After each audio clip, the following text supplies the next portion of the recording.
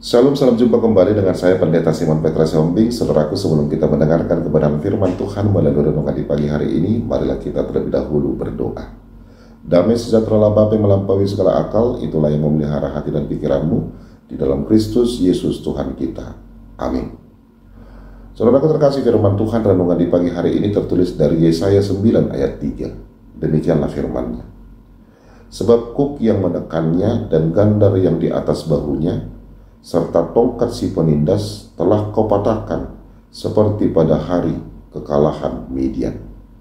Demikianlah pembacaan firman Tuhan. Saudaraku terkasih, firman Tuhan kita pada pagi hari ini menyampaikan janji pembebasan dari penindasan. Kuk, gandar, dan tongkat adalah simbol beban dan tekanan yang menindas umat Tuhan.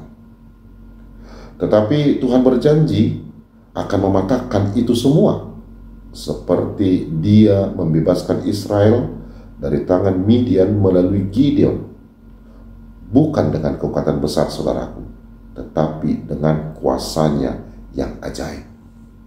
Saudaraku terkasih, ini mengajarkan bahwa tidak ada beban yang terlalu berat yang tidak bisa Tuhan angkat, dan tidak ada penindasan yang terlalu kuat yang tidak bisa Tuhan patahkan. Tuhan adalah pembebas sejati bagi kita umatnya. Saudaraku terkasih, jika hari ini kita merasa tertindas oleh karena masalah atau rasa bersalah, atau karena tekanan hidup yang kita hadapi, saudaraku, ingatlah bahwa Tuhan sanggup mematahkan semuanya itu. Jangan bergantung pada kekuatan sendiri, tetapi berserah dan percayalah kepada kuasa Tuhan.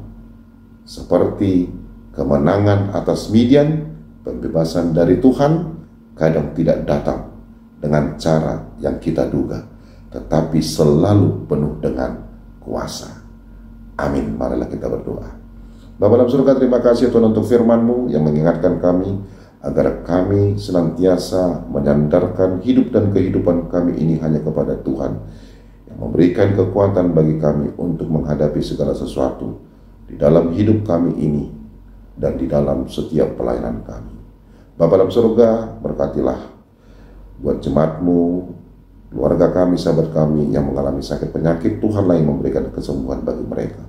Di dalam Kristus Yesus kami berdoa dan mengucap syukur kepada-Mu. Amin. Selamat beraktivitas, tetap semangat saudaraku. Tuhan Yesus Kristus memberkati kita semua. Shalom.